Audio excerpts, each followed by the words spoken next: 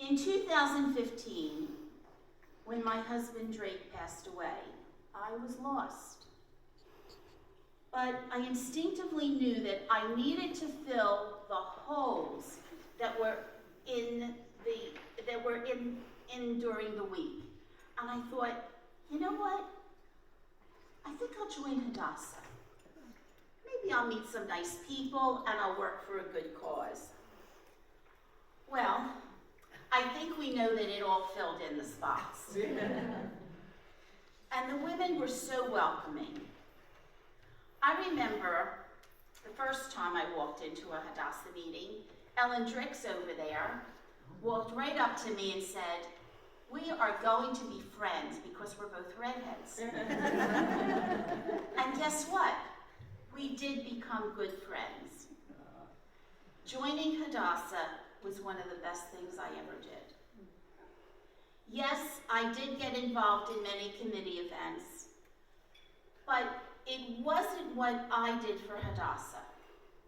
It was what Hadassah did for me. It helped me to heal. I enjoy being part of this big sisterhood of 300,000 strong and growing. So after about 6 months in Hadassah, I was asked if I would take on the treasurer position. And I said yes. So my friend Ann Wallowitz over there, although she's not a person to be jumping, I think she was jumping for joy. She had been the treasurer for 8 years, and oh, now she found someone who would do it. So I did it for 2 years, and then I was asked if I would take on the position of president of the chapter. And again, I said yes. But I had a deal with Ann. And the deal was that after I was president of my chapter for 2 years, I would move back to the treasurer position. Well, we recently just laughed about it because I did break the deal. I have now just left the position of president, and my last year was a co-president of Mainline Yasky for over 4 years. But I have to tell you that being a chapter president was one of the most rewarding experiences of my life. It was so gratifying to work with such a wonderful board. Many of them are here today, and I love them all. Being a chapter president gave me so much. I loved running board meetings and general meetings. It helped my skills in negotiating and creating new avenues in the chapter when the old avenues weren't working anymore. But I always had someone to help me no matter what my job at Hadassah was. Every woman in my chapter was a teacher. After all, they had all been in Hadassah much longer than I had. But my first mentor in Hadassah was Charlotte Schumann, who's sitting over there. I recently thanked her for taking me under her wing when I was a new president. She told me that if I listened to her, I would not fail. And she was helpful, and she was correct. We did not let each other down. It is rare to encounter anyone who is as helpful as a Hadassah woman. After all, we are all here for the same thing. We love this organization, and we want to succeed in making her stronger. And so, here I am, being installed as your new region president. And I think to myself, where do I start? There is so much that needs to be done. What do I do next? I thought about some things that I'd like to accomplish just for starters. I'd like to see more growth in our chapters. We need to attract women who will help us thrive as the years progress. Additionally, there may be better ways to attend to our annual giving campaigns. We need to step up and reach out to our major donors. But I need to visit with you first. Our women are the heart of Hadassah. Without you, we do not function. I want to hear how you can build your chapters up and reach out to your donors, and I will help you reach your goals. I plan on having board meetings at least 6 times per year, if not more. We can only grow when we work together. I asked our new officers what their vision was for their position. I got some wonderful responses. Rachel Baum, who was our VP of Programming and Outreach, said her goal is to create informative, engaging, and out-of-the-box programming to put us back on the map. She would hope to recruit and engage new women and past members of Hadassah to reconnect and educate them about the important work and mission of Hadassah. Susan Allen, our VP of Membership's vision, is for us to engage new members and re-engage members that maybe haven't been involved or active in a while. She believes it's important that the chapters feel supported at the region level in this endeavor. Also, she would like to have programs at the region level for chapters to be able to plug people into. Susan also feels that working together and collaboration amongst us on the board, but also amongst the chapters, is part of her vision as well. Carol Marchand, Vice President of Special Events, said she would like to present in-person, Jewish-themed events, programs that will be fun, informative, as well as social, so that members would be happy to attend these programs. Every woman that was installed today has leadership skills. We will all work closely together and make a great team. In addition to Rachel, Susan, Bonnie, Carol, and Adrian, and other women who will chair events, we also have Elise Topolsky, who is not here today, on our team as Regional Chair of Organization.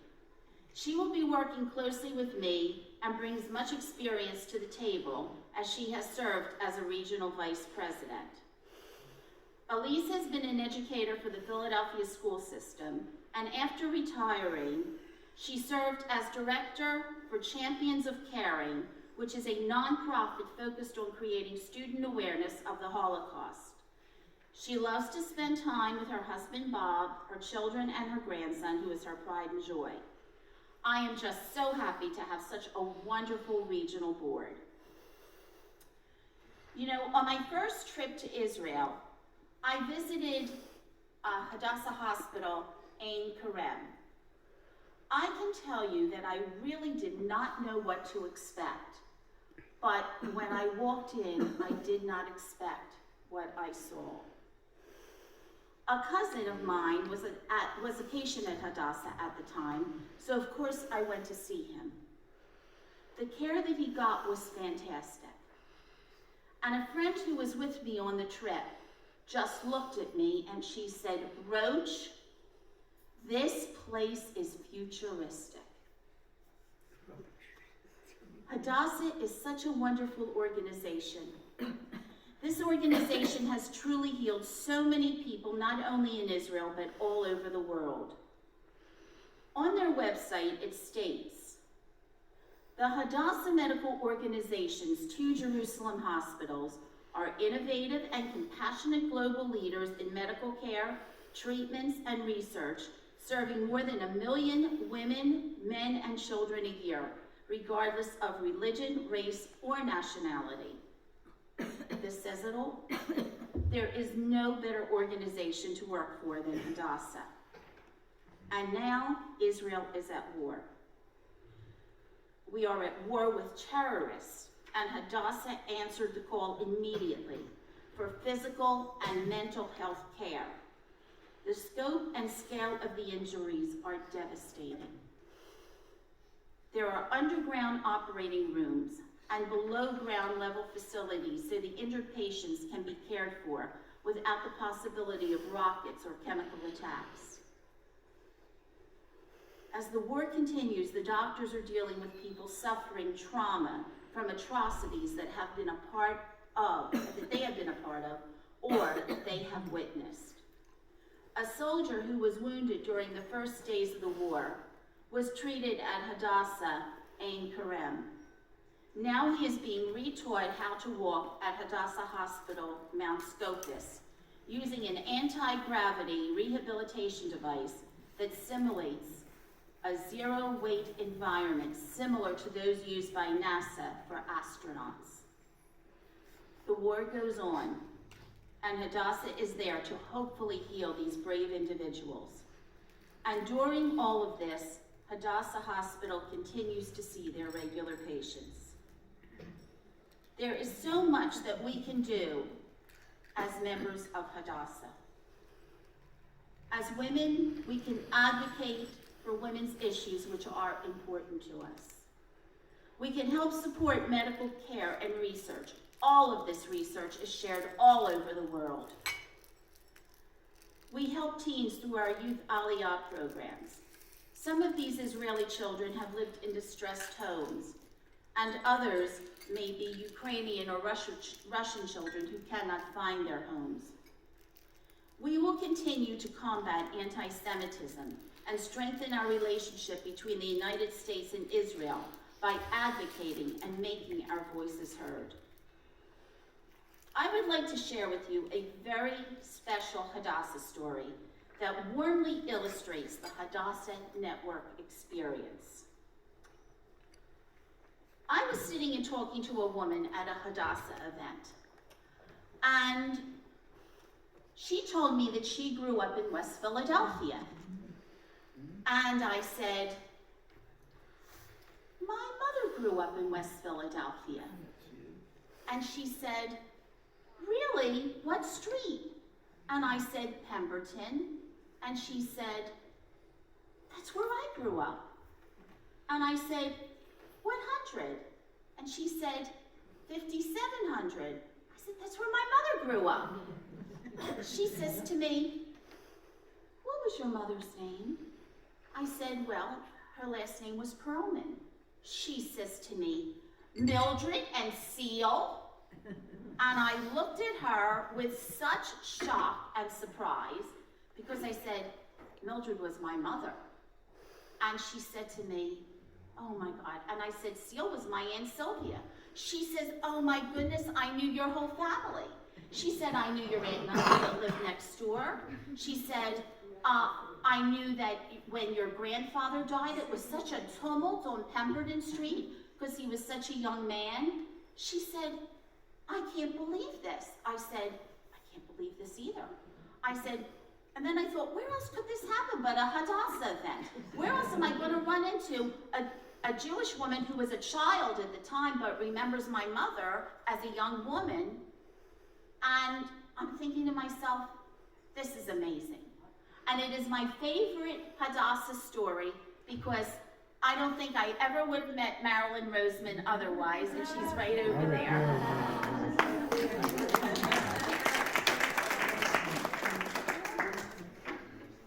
How old? Oh, they want to take pictures. What would